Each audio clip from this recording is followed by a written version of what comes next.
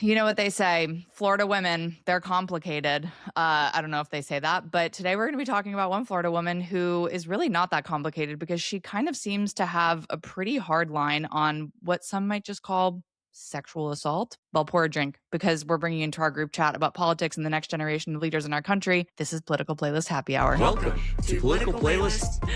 All right, are we ready, guys? Happy Hour. Happy Hour. We fucked that up so bad. Hi, everybody. Welcome to Political Playlist Happy Hour. I'm Anna Muskie-Goldwyn. And I'm Michael Kristof, and apparently my jobs have just all been taken now by Anna. Oh, man. You know, Wow. It's just one of these things where Michael was like ruminating over what to do the cold open about. And I was like, we got to improv because we're running out of time. And You know, I was kind of uncharacteristically low energy, I got to say. Well, I was let's a little boost low that energy. Come on. Yeah, I was Sleepy Joe today.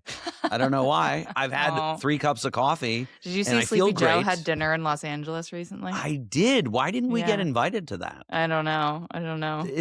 At fancy Giorgio Baldi. Giorgio I love it Baldi, there. yeah. Have If you live been? in LA. It's you really know what we're good. talking about. It is very good. Yeah. Oh man. Well, today, per our Thursday tradition, I know that we've kind of been on the run of doing these primary watch episodes, but we're going to take a wee little break and we're going to talk about an existing member of Congress. And that existing member is Representative Paulina Luna from Florida. And the reason we're talking about her is because she's been in the news a lot. So let me just tell you And a not bit. just as at the headline, Florida woman goes missing, which I feel like is often the case when we're talking about. Well, isn't it Florida man is really the, yeah, the Florida joke. man. I don't think they Right. say Florida. Like Florida women, I don't think reach the peak level of insanity as Florida men. Well, I have to say, my girlfriend watches a lot of true crime, as I think is like standard now for women in their 20s and 30s. Okay. And it is shocking how much How much of it crime happens in Florida? in Florida. It's Yeah. wild. It's Yeah. really insane. Yeah, Yeah. it is pretty crazy. Well, speaking of crime, this Florida woman that we're talking about today is not feeling so great about some of the crime that is happening in Florida. I mean, in Damn. Congress and Yeah. probably also in Florida. Well, you know, obviously the headline could also apply to Congress, right? Congressman. yeah, congressman accused of fill in the blank. Yeah. So Paulina Luna, she was actually raised in Southern California, which I didn't know. Wow, and I did not know that. She Interesting. served in the Air National Guard from 2009 to 2014, and she was awarded the Air Force Achievement Medal. She met her husband during their service, and he actually earned a Bronze Star and a Purple Heart in Afghanistan. Pretty impressive. Interestingly, before she ran for Congress, she worked at Turning Point USA as the National Hispanic Outreach Director alongside Interesting. Charlie Kirk, Candace Owens, and then she worked at the PragerU, which is that very conservative sort of like education kind of company. And she's, I would say, like her star has only risen. She was elected to Congress in 2024. And she's one of the youngest in Republican 2022. women, right? She's One of the youngest youngest Republican women. She's I just looked up her age actually, and she's almost exactly 1 year older than me. Wow. So she's 36, turning So she's 37 super soon. young. She's 25. And there's before we get into kind of the main topic we're going to talk about today, there's a couple reasons you might have heard of her in the news. So she's very aligned with Trump. She's actually one of the people who co-sponsored resolutions to expunge all of Trump's impeachments. She also introduced, I can't say this without laughing, a bill to add Trump's face to Mount Rushmore, Oh which my God. is a pretty intense thing to do. And but more on the bipartisan route, she introduced legislation to ban members of Congress and their families from trading individual stocks, which we know is very popular with the general public. She worked across the aisle with fellow young Representative Brittany Pedersen, both of them new mothers who had babies while serving in Congress, to allow new parents to proxy vote. Some might say that she folded a little bit on that and made an agreement with Mike Johnson that was not exactly what they were fighting for. But, you know, sometimes you got to take, you know, small steps forward to hopefully get what you're working for. And she was named one of Time's most 100 influential people in 2023, which I did not know. So needless to say, for doing what? being a politician. Wow. being a notable politician. So huh. one of the things that we've always talked about with focusing on young politicians is that the way that they communicate and the way that they use sort of our digital sphere is very unique and very important in today's world. And I feel like Representative Luna is a great example of somebody who does that, whether you agree or disagree with her. So that's some background on Anna Paulina. Interesting about the sort of Time Influential 100, because I feel like, I guess I see it from the standpoint that she has co-sponsored and pushed for a lot of unique bills that we've talked about in the past that feel maybe atypical of what a lot of Republican initiatives would get behind. So, she's very populist in that way, I would say. She's really speaking to that populist part of the Republican Party. Yeah, and we'll get into that a little bit, because I had made the comment like, wow, she's like really kind of a big feminist Republican woman, and I do not think that she would label herself as a feminist. Right. Yeah. And so it's interesting, and then I think, okay, well, what gets her that Time 100 most influential? And I kind of wonder that if she has carved out this space that we've seen people like Kirsten Sinema do, there's a name from the past, like Joe Manchin to a certain extent. And I think we're seeing some younger people now who they're that one outlier holdout on things, which it amplifies whatever message they're trying to send. And ultimately they cave into whatever the party line is on that thing. And I kind of wonder if Anna Paulina Luna has really perfected that. I don't know that I totally agree with that, because I don't think that I would call her a moderate, whereas I would call both of those people like very moderate Democrats. Some would say even conservative Democrats. I don't see Paulina. I'm just calling her Paulina now. Yeah, Paulina. I don't see Representative Luna. I call her Anna. Yeah.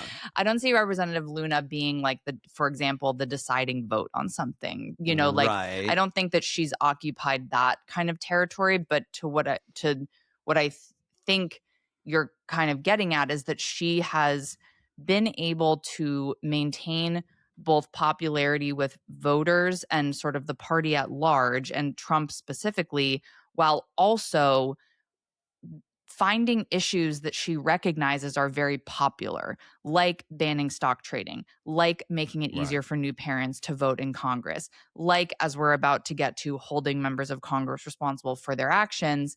And that, I think, is sort of where her sweet spot is. It's not that she's the deciding vote, but it's that she's managed to retain favor within the Trump machine and the machine of the Republican Party, while pursuing issues that might not always be something that is a Republican priority or something that Republicans feel good going after.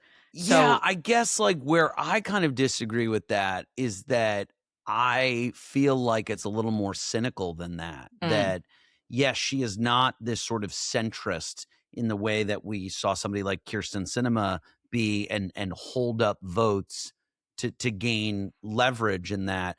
I think she's using her partisanship to gain leverage, because when we look at the bill for new parents that she co-sponsored with Brittany Pedersen, and by the way, Brittany Pedersen had very nice things to say about working on this bill with Anna. To me, it feels a little more craven on her part, given what we've then seen the pattern for her to be following these. So she held up I forget what she was holding up. So maybe the tax bill was or like a appropriations bill. And she was like, I need you to pass this vote by proxy, or I'm not voting on this other big thing that you need me to.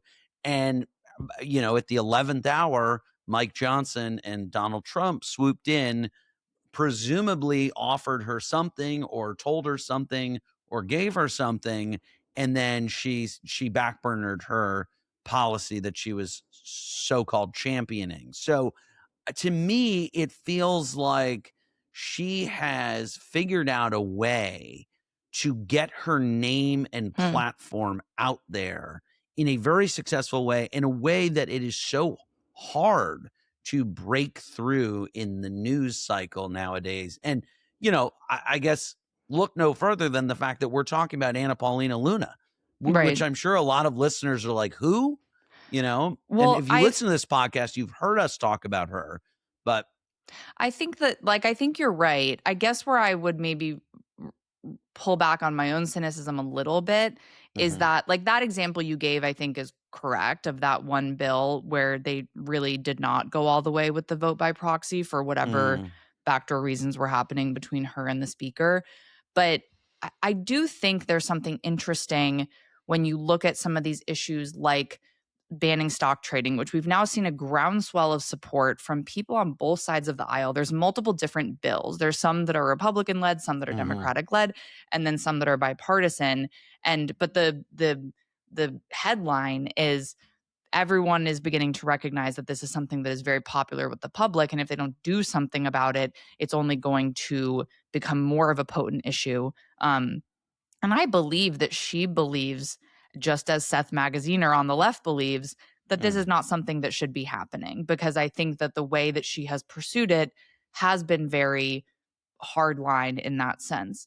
I And also, we should say, the reporting, she hasn't been reported to be making all this money on trades, whereas other people, I'm thinking Rob Bresnahan Mhm. in Pennsylvania, a Republican who ran on the issue of banning stock trades, is now, of course, one of the most prolific Yeah. stock traders in Congress. Yeah. So she's stuck to her guns on this, it seems. Well, and I think that, in that kind of sticking to her guns manner, I think that where you're coming from is your sort of specific, value system might not align directly with hers based on your beliefs. And I feel the same way about some of, she's very, Mhm. very adamant about pushing forward with the SAVE Act, which I very much feel is a dangerous piece of legislation that will disenfranchise a lot of voters, as Republicans have shown a little bit, most notably Right. Lisa Murkowski from Alaska in the Senate.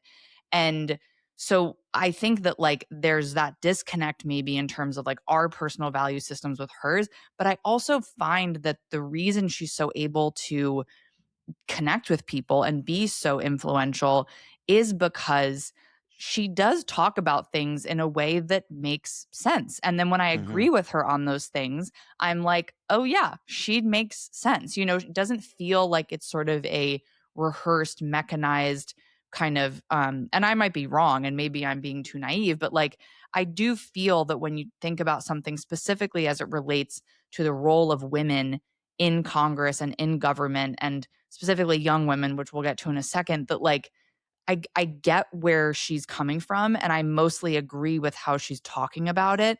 And I do think that there is credit to be given for politicians who are able to carve that lane where they can speak out yet still retain such a connection to the power center of their party, Yeah. unlike a Thomas Massey, who has obviously eschewed the power center of his party for good reason.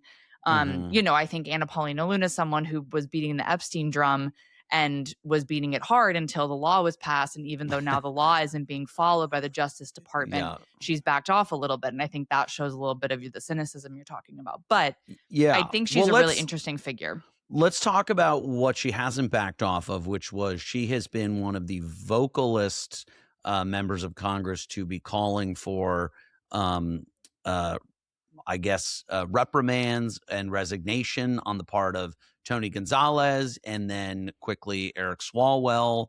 Both of those now happening. And then we talked on Monday's episode about the two other members who are facing ethics charges, violations, investigations. Yeah. Um, and so she has really been somebody who has been on the front lines of trying to hold this kind of stuff and these people accountable. Um, it seems like she's pretty sincere, and that seems like a pretty I do think easy so. one And to I be. think And I think the reason that I do feel there's a lot of sincerity is that she was actually calling for Gonzalez to resign whatever 6 weeks ago or whenever it was that Yeah. those text messages came out between him and his staffer who eventually died by suicide. And she was saying, like, you're a member of my own party, but this is not acceptable. I think it, of course, made the whole process easier, as we discussed, once Swalwell was also outed for all this terrible stuff, that then there was a Republican and a Democrat who went down together. But I wanted to read, this was from last week. She had this tweet that I thought was really interesting. She said, there are many young women over the last few months that have come forward about multiple male members of Congress, both Democrat and Republican, and the leadership on both sides has done nothing. I'm not going to act like it's fine. This is not okay. Let's also not forget the theft issue with the female member. I will be bringing forward multiple privilege disciplinary motions next week. Congress needs a hard reset.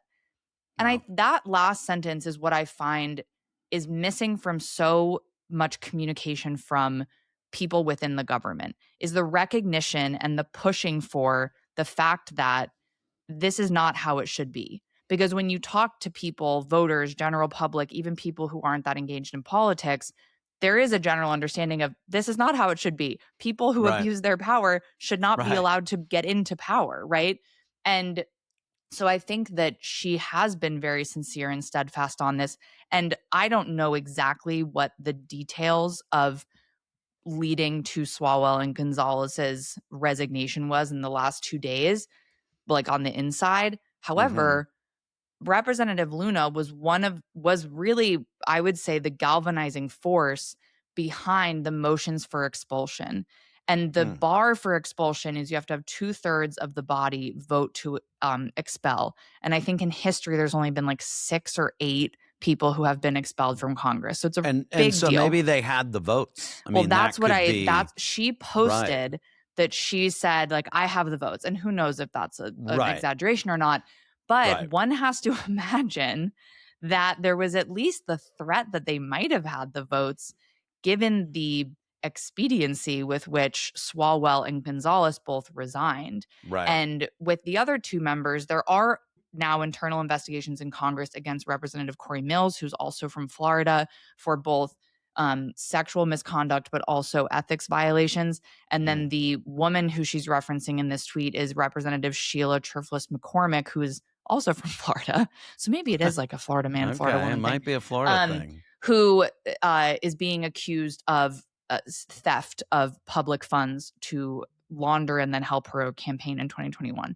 And so what I think will happen is probably there will be an ongoing internal investigation to come to a conclusion about that. And then she will most likely resign depending on what happens with that. So those 2, I think, are a little bit more far-fetched for like expulsion happening because they do involve internal investigations.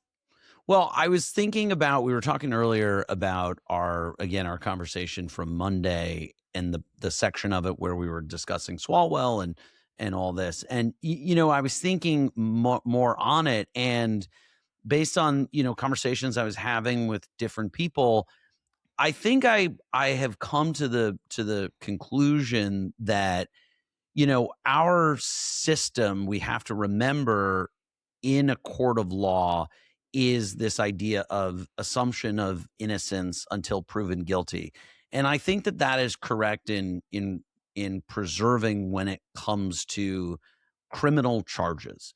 But I also think that I'm very much of the opinion that if you are somebody who is running for higher office and seeking the support of people and you're a public figure, you are not automatically innocent of wrongdoing, particularly in the face of very thorough and credible reporting. And I think that is what we've seen here with Eric Swalwell. And I think to people where, there's often this impulse when people are very clearly seemingly guilty of wrongdoing, whether or not that rises to the level of criminality or whatnot, but just a public figure who has done wrong.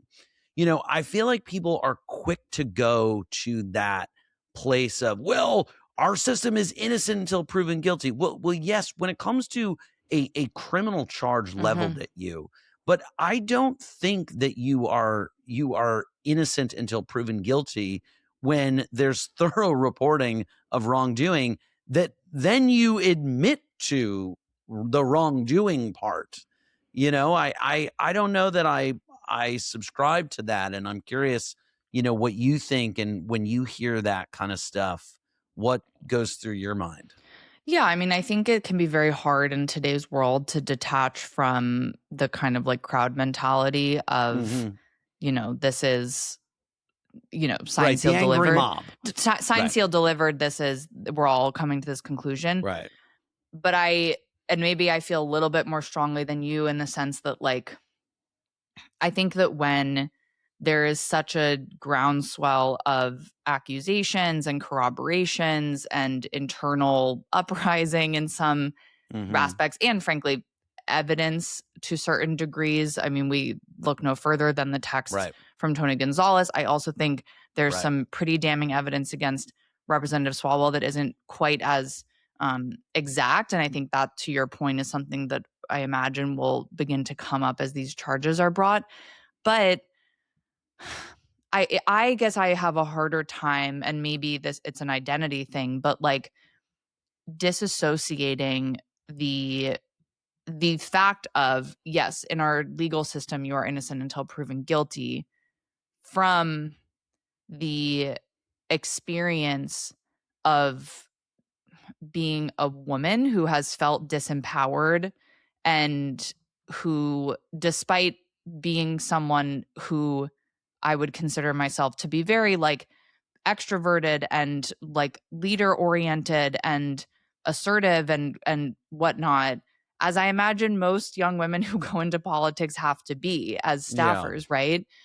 So I think that there's maybe a level for me where I understand why it would be so hard to come forward with these things, which I think is the main pushback against it, which is, by the way, always the pushback against sexual assault is, why didn't they come forward?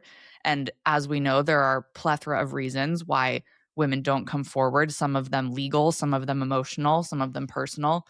And so I guess it's like, for me, I'm kind of like, yeah, it needs to go through the courts, especially for accusations like rape. We need to make sure that there are, there's the proper channels are being addressed. But there's another side of me that's more of a young female voter that's kind of like, fuck them. Like I have no I just have no patience maybe for the system in situations like this, which is why I'm happy that both of those men have stepped down from Congress, that Swalwell has left the governor's race, because the asking for patience with the quote unquote system, which I think is the reasonable, not reasonable, which I think is the like pragmatic approach, right? Yeah. And the way that our system was intended to be run. I just think that in the world we have always lived in, but live in very potently at the moment, and I think Anna Paulina Luna is a great example of a microphone for this. It's like, we can't be patient. We can't and I'm not saying that you're advocating for this, but like, we can't be patient or give grace to the system to figure these things out, because the systems of power have already screwed everybody. Have already screwed specifically these women, specifically the woman who took her own life, right? Like, so I guess that, I mean, it's a little bit of word salad I'm giving, but I think it's like, I fully agree with you. I think I just add a level of like, I want to understand and accept that the system has to work in the way it's meant to work legally. But that to me feels like such a small percentage of why this is important, and it makes me feel grateful that we are evolving both as men and women and as Americans towards an understanding of this never being acceptable. Yeah. And well, Oh, I didn't mean Go to ahead. cut you Sorry. off. Well, No, I was probably going to keep rambling. All right. Well, let me ramble for a sec, and then we'll Okay. wrap this up. But I've been thinking a lot about something Hillary Clinton recently said during the Epstein deposition stuff, and she was talking about her time as a lawyer and how the first thing you do if you're going to prosecute a case is you look for a pattern of behavior. And I think that I have been applying this, call it lawyerly logic. All right. Pat yourself on the back. Yeah, we'll call it this Hillary Clinton lawyerly logic to a lot of things in politics right now, particularly with the Trump administration. And when I talk to people who are saying, well, I didn't think it would be this bad, or I didn't think it would go this far, whatnot. And I think that, like, in the case of Swalwell here and even Tony Gonzalez to a certain extent, the thorough reporting has really established a significant pattern of behavior. And I think that, like, to what you were saying, if there's this one-off thing that seems to be an outlier, okay, I think it's maybe easier to give the system the benefit of the doubt and have that patience. But as a significant pattern emerges, and in the case of Swalwell, I think it is exponentially harder to have that patience and to withhold that sort of presumption of innocence or that judgment, given that there is now such a robust pattern of behavior that has emerged around him. And, I am still struck by something you said, and I think it's so true that, the guy point of view versus the girl point of view here, it's like, my point of view still remains like, wow, like, this is so wild. I didn't see this coming with him. And the girls I talked to are like, yeah, not surprising. Yeah. Like, yep. Yeah. And I mean, it's something that it's eye-opening to me. Yeah. I mean, it's something I've said to Billy before, which is like, and I forget, I think it was like in a TV show or something I was watching once too, reiterated it really well, but that no man will ever understand what it feels like to walk on the street all the time and think that you're in danger. And I feel like that's not a hyperbole. Like, that is genuinely the experience of being a woman. Yeah. And I think that what I am so grateful for people like these creators who organized, the releasing of information and the coordination with journalists of these survivors and accusers of Swalwell, is that, and it was, we saw it during the Me Too movement, which then, sort of has had a little bit of a backfire to it, unfortunately. But I do think overall, what is the Obama saying? Like the map of progress is like not a straight line or something like that. The arc of moral justice. No, the arc of moral. I thought it was like progress. Whatever. The idea is that, like, the moral arc of progress bends towards justice. Something like that. Yeah. That you're not. It's not going to be a linear advancement towards equality or towards safety for universal safety for women and what have you. However, I think that the more that we, as not Democrats, not Republicans, not as old people, not as young people, but as like just human beings, and specifically in this country, become comfortable with the fact that when people do this and they are exposed, that they will go down both in the court of public opinion and the legal court, that becoming comfortable with that is a step towards eradicating it. Yeah. And I mean, I think eradication is striving for perfection. We will always have bad actors, but like, it gives me a little bit more confidence that we're living in a world where if you do this bad shit, it might not come back to haunt you the next day. But there are now ecosystems beyond just newspapers that exist in the digital world that are very well coordinated, and people within the own system itself, like Anna Paulina Luna, who are not going to stand for it. And that gives me a little bit of hope for, the potential fear that might be instilled in some people to commit wrongdoing.